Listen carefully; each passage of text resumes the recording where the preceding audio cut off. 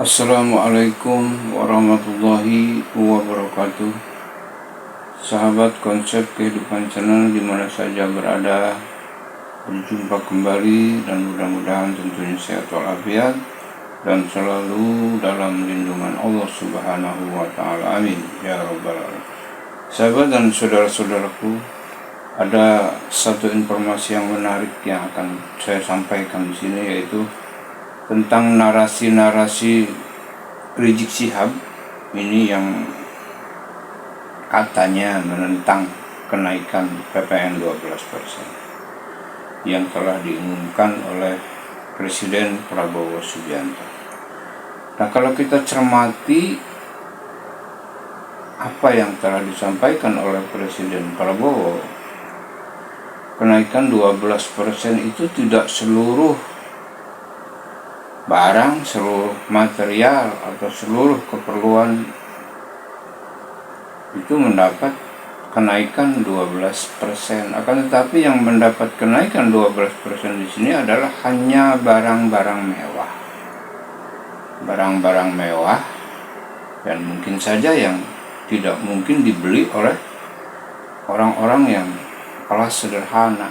Yang sederhana saja mungkin tidak beli, apalagi yang kelas kurang. Jadi 12% di sini barang yang dibeli oleh kalangan atas. Nah, Rizik Syihab di sini tidak mencermati, langsung saja bernarasi yang memprovokasi masyarakat ini dan itu, ya. Kayaknya salah itu, ya. Kayaknya ada yang kurang tepat, atau mungkin karena nafsu atau sedang mencari posisi, ya. Sedang mencari posisi Rizik Syihab ini karena mungkin situasinya sedang terjepit atau sedang mencari unjuk gigi lah gitu, unjuk tarik agar diakui oleh masyarakat bahwa Rizik Syihab ini pro kepada masyarakat. Kayaknya salah penempatan di sini Rizik Syihab. Yang ada adalah sesat, ya, ajakannya kepada masyarakat. Jadi narasi sesat yang diajak kepada masyarakat. Kayaknya ini kurang tepat, dan untuk itu kepada pihak pemerintah agar segera mengambil tindakan dari apa yang sudah diucapkan atau dinarasikan oleh Rizik Syihab ini. Dan memang Rizik Syihab ini kalau sudah bernarasi provokasi memang udah biangnya, ya, pinternya. Untuk itu kepada masyarakat agar lebih bisa mencermati, lebih bisa memperhatikan hal-hal yang diberi kebijakan oleh pemerintah. Jangan asal dengar saja, coba cermati baik-baik, jangan sampai kena terprovokasi oleh narasi-narasi adu domba seperti Rizik Syihab ini. Sepertinya Rizik Syihab ini narasinya sesat, ya, menyesatkan masyarakat, dan ini kayaknya pemerintah harus segera mengambil tindakan agar tidak melebar luas, akhirnya nanti berbahaya kepada stabilitas keamanan masyarakat itu sendiri. Baik sahabat, untuk lebih jelasnya mari kita simak narasi-narasi baik yang disampaikan oleh Prabowo Subianto, Presiden, ataupun yang disampaikan, diucapkan oleh Rizik Syihab, ya. Rizik Syihab ini memang ada di oposisi, sedang mencari posisi barangkali, ya, ingin unjuk gigi berada di atas atau di tengah-tengah masyarakat, membela wong cilik barangkali, ya. Ya baiklah sahabat, ya kita simak saja bagaimana yang terjadi antara pernyataan atau narasi Rizik Syihab dan Prabowo Subianto yang memberi pengumuman, menyampaikan pengumuman tentang kenaikan harga PPN 12% ini yang seperti apa. Untuk lebih singkatnya, yuk kita simak saja, dan jangan lupa di like, di subscribe, dan di komen. Terima kasih bagi yang sudah subscribe. Yuk kita simak video berikut. Ambil keputusan musyawarah. Saudara, jangan ambil keputusan seenaknya, akhirnya terjadi apa yang terjadi saat ini. Kita lihat soal pajak rame sampai sekarang nggak selesai. Ada urusan apa dengan pajak, saudara? Saudara, 82% APBN negara Indonesia itu didapat dari pajak. Kok bisa 82%? Gila betul. Kan kita punya tambang. Tambang kita banyak, ada timah, ada nikel, ada batu bara, ada emas, ada minyak sawit, ada minyak, saudara, minyak bumi dan segala macam. Kemana itu semuanya? Kok sampai 82% hasil cekek rakyat dari pajak untuk membiayai negara 82%? Itu berarti negara kita tidak sehat. Negara yang sehat ambil pajak dari rakyat, saudara, untuk APBN cukup 25%. Yang 75%-nya ambil, saudara, dari orang-orang kaya, dari minyak sawit, dari batu bara, dari tambang, dari nikel, dari emas, saudara, belum hasil tambang, hasil laut dan lain sebagainya. Kemana semua itu? Kita punya BUMN ratusan. Di mana pajak mereka? Kenapa mereka semua rugi? Innalillahi wa inna ilaihi raji'un. Saudara, 82% pendapatan negara diambil dari pajak, berarti negara nggak sehat. Sekarang kita pertanyakan, uang emas kemana? Uang tambang kemana? Uang nikel kemana? Uang batu bara kemana? Uang minyak, itu minyak bumi kemana? Saudara, nikel saja, saudara, sampai ada seorang ahli ekonomi mengatakan, saudara, satu tambang saja kalau dikelola dengan baik di Indonesia, saudara, maka bisa memberikan bangsa Indonesia setiap keluarga, saudara, dana bulanan 20 juta rupiah gratis. Itu satu tambang. Ini tambang kita banyak kemana? Saya lihat, saya buka, saya punya data, saudara. Saya punya data, saudara. Saya tunjukkan sebentar. Saya tunjukkan di sini. Kita lihat datanya, saudara. Supaya kita tidak dibodohi terus. Nah, mari kita lihat, saudara. Data yang ada di sini, saudara, ini sumbernya dari BPS, Badan Pusat Statistik Nasional, tahun 2024. Di sini disebutkan dana dari SDA, sumber daya alam kita, dari semua tuh gabungan tuh, batu bara, nikel, minyak, saudara, semua yang sedemikian banyak, itu hanya 7,4%, yang jumlahnya kurang lebih 207 triliun. Saudara, ini 207 triliun. Kemarin yang korupsi timah 271 triliun. Padahal untuk APBN-nya cuma 207 triliun, tapi korupsi baru satu tambang saja sudah 271 triliun. Biadab, kurang ajar. Kemudian ditambah lagi, saudara, dari BUMN cuma 3%, cuma 85 triliun. Kemana perkebunan kita? Kemana perairan kita? Kemana BUMN penerbangan, kelautan, saudara, perlayaran? Kemana itu duit semua? Kemudian dari Badan Layanan Umum, saudara, cuma 3% juga. Begitu juga dari bukan pajak cuma 4%. Tapi dari pajak ke rakyat 82,4%. Totalnya yang diambil dari pajak 2.309,9 triliun. Jadi artinya pejabat di Indonesia lagi disuapin sama rakyat, saudara. Jadi Anda nih semua di sini nih, saudara, yang kalau beli baju kena PPN, masuk ke Indomaret, masuk ke Alfamaret kena PPN, makan di restoran kena PPN, Anda beli piki, Anda beli sendal, saudara, semua kena PPN, saudara. Jadi uang PPN Anda yang diambil tersebut semuanya buat ngempanin para koruptor, buat ngempanin tikus-tikus negara. saudara. Jadi artinya saudara, artinya di Indonesia ini saat ini sedang terjadi orang-orang kaya hasil korupsi sedang disuapi oleh rakyat miskin, saudara. Biadab tidak? Biadab tidak? Jika Habib Rizik terus-terusan bersikap seperti ini, bukan tidak mungkin dalam waktu dekat HRS akan kembali diperlakukan seperti di era rezim Jokowi yang menyulitkannya, bahkan EPI dibubarkan. Ada satu seruan himbauan yang saya mau sampaikan. Ini kan sekarang lagi ribut nih soal PPN 12%, PPN 12%. Ya, ada yang bilang begini, Habib naiknya cuma 1%, kok ribut sih? Dari 11% ke 12% kan cuma 1%. Siapa bilang? Naik dari 11% ke 12% itu namanya naik 9,09%. Bukan naik 1%. Semula 11%, sekarang 12%, berarti naik 1 dari 11.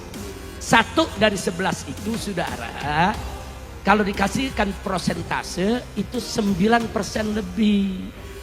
Jadi kenaikan pajaknya itu 9%. Jangankan rakyat kecil, orang kaya aja teriak.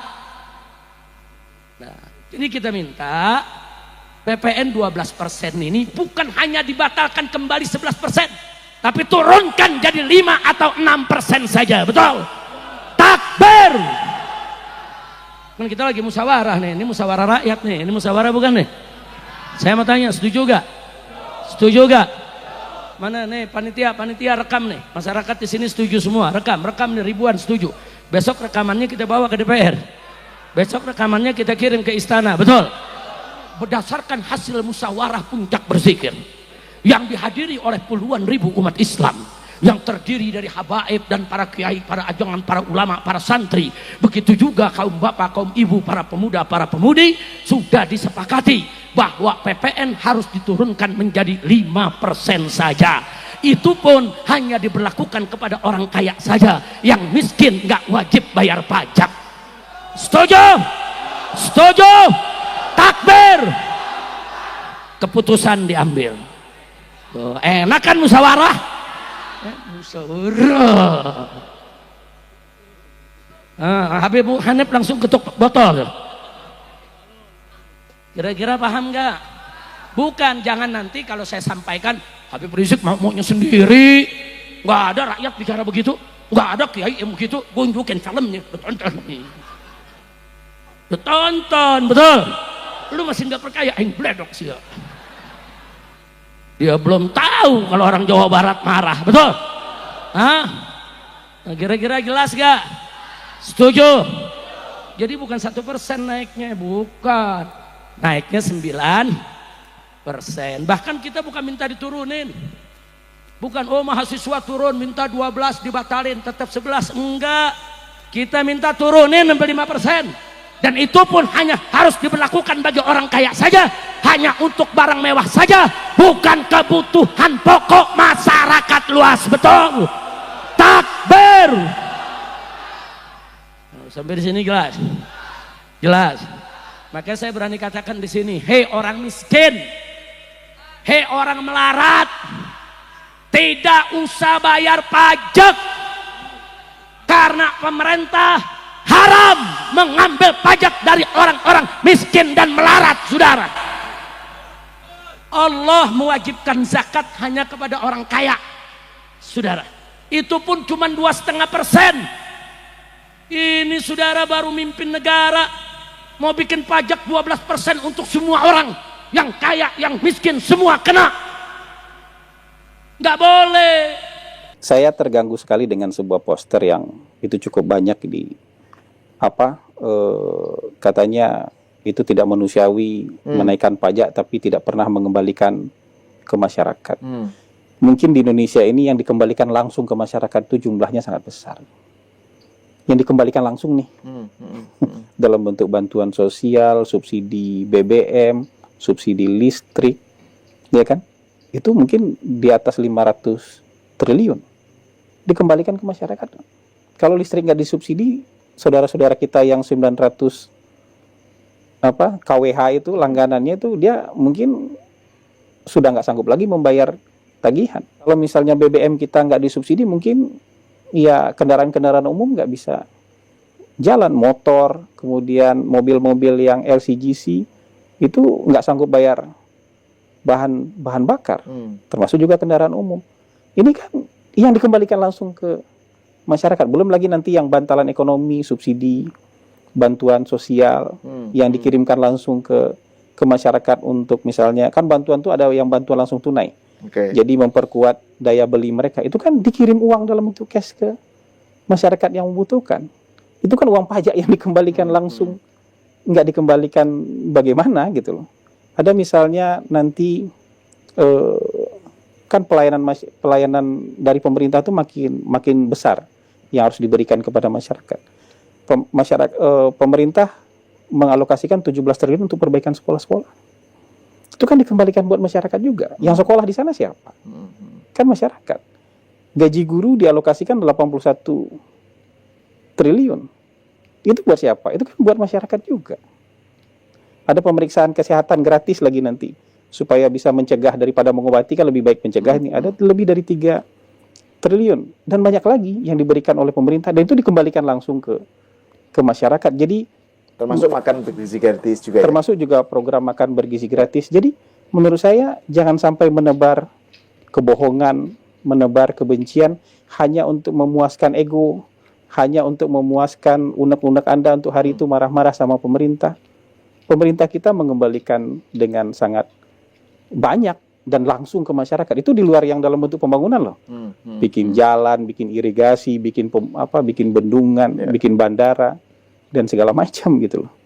Jadi jangan sembarangan bicara kalau mau bilang nggak ada yang dikembalikan ke masyarakat. Justru di pemerintah kita, di pemerintah lain mungkin nggak ada itu.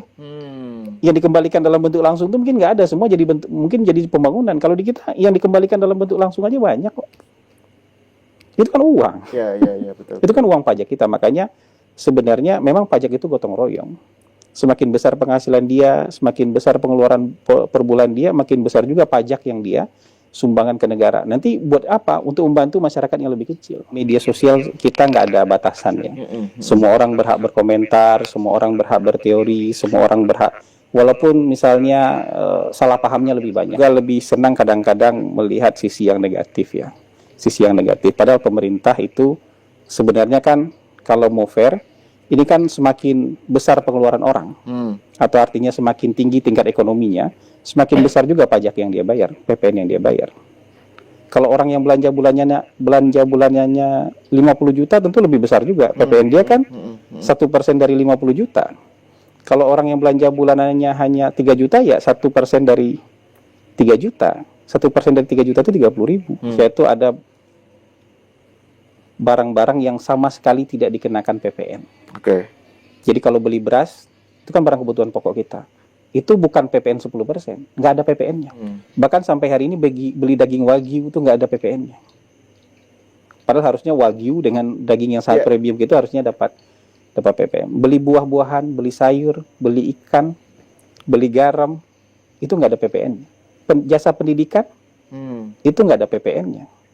Jasa transportasi, jasa kesehatan, itu nggak ada PPN-nya. Bukan 10%, tanpa PPN sama sekali. Coba bayangkan, kalau pemerintah memungut PPN dari sektor-sektor ini, itu sebenarnya yang didapatkan pemerintah bisa lebih besar loh. Karena kalau dihitung nih, sektor-sektor yang dibebaskan PPN-nya, barang pokok, jasa pendidikan, jasa transportasi, itu nilai PPN-nya sekitar 265 triliun. Dan pemerintah tidak memungut itu. Kenapa? Karena ini kalau dipungut PPN, akan langsung punya efek terhadap kehidupan masyarakat banyak, termasuk masyarakat kecil. Terutama masyarakat kecil. Kalau PPN ini kan, yang ada sekarang ini kan untuk barang-barang yang kita beli ini kan hasil-hasil industri olahan ini. Beli odol kan nggak tiap hari.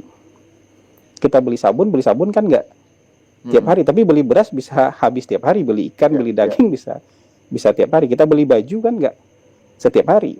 Kita beli sepatu kan nggak setiap hari. Jadi barang-barang ini memang sejak lama sudah dikenakan. Sejak dikenakan PPN. Cuman amanat undang-undang 3 tahun yang lalu, ini penting nih, amanat undang-undang 3 tahun yang lalu, tanggal 1 Januari nanti, dari 11 menjadi 12 12%. Hanya kayak gitu sebenarnya simple. Jadi negara tidak memungut pajak yang lebih besar. Yang 265 triliun itu nggak dipungut oleh negara. Kenapa? Itu langsung efeknya terhadap kehidupan sehari-hari masyarakat. Kalau beli beras, beli daging, beli sayur, beli ikan, beli garam, itu langsung itu dikenakan PPN, langsung berakibat terhadap kehidupan sehari-hari masyarakat. Itu sama pemerintah dibebaskan. Bukannya PPN 10%, nggak ada PPN sama sekali. Dan itu kalau dipungut PPN, kira-kira nilainya 265 triliun. Jadi banyak sekali sebenarnya yang dibebaskan oleh pemerintah itu bukan hanya tidak dinaikkan PPN-nya, tapi tidak dipungut sama sekali PPN-nya. Jadi hari ini kita beli beras buat makan itu nggak ada PPN tuh. Beli daging tuh nggak ada PPN tuh. Kita bayar sekolah anak tuh nggak ada PPN tuh. Pemerintah haram memungut pajak dari rakyat, pajak apapun, selama korupsi tidak dibasmi, selama koruptor tidak ditangkap, selama pembiayaan negara boros di mana-mana, selama tidak jelas pengeluarannya, selama tidak ada pertanggungjawabannya. Betul? Takbir. Haram ambil pajak dari rakyat, saudara. Haram. Apalagi dari rakyat miskin yang melarat, yang nyari kerja susah, yang makan susah. Haram kau ambil pajak dari mereka. Biar semua ngelihat, kita kirim nanti saudara lewat medsos di mana-mana bahwa masyarakat di mana-mana tempat setuju saudara bahwa pemerintah haram pungut pajak dari rakyat selama korupsi tidak dibasmi, koruptor tidak ditangkapi. Betul? Betul? Selama ada pemborosan di mana-mana, selama laporan keuangan tidak jelas. Betul? Takbir. Ketok botol lagi Hani. Alhamdulillah. Udah segitu aja ya. Ini ceramah perdana saya nih, diri-diri lagi. Udah 3 bulan gak ceramah begini saudara. Itu, tapi di sini kita lihat panitianya galak-galak. Nah, makanya saya bisa datang akhirnya. Tanya saudara, kalau kas negaranya dikelola dengan baik, koruptor ditangkap, korupsi dibasmi, kemudian tidak terjadi pemborosan kas negara, semua ada pertanggungjawaban jelas, bagus tidak? Kalau sudah bagus begitu baru boleh. Kalau masih kurang ambil pajak dari rakyat. Kalau nggak kurang perlu ambil pajak dari rakyat, nggak perlu. Bahkan kalau perlu saudara kasih dana ke masyarakat. Itulah dulu yang disebut subsidi BBM, subsidi nelayan, subsidi perkebunan, subsidi pertanian. Dulu semua ada subsidi, tidak perlu bayar pajak lagi ke negara. Kenapa? 1 tambang saja sudah cukup untuk menghidupi bangsa Indonesia. Saudara, pesantren dibantu, madrasah dibantu, majelis taklim dibantu. Saudara, kenapa? Karena ada kelebihan, surplus saudara. Nggak perlu pajak dari rakyat. Kalau tambang emas, nikel, batu bara, saudara, semuanya dikelola dengan baik. Saudara, rakyat tidak takbir.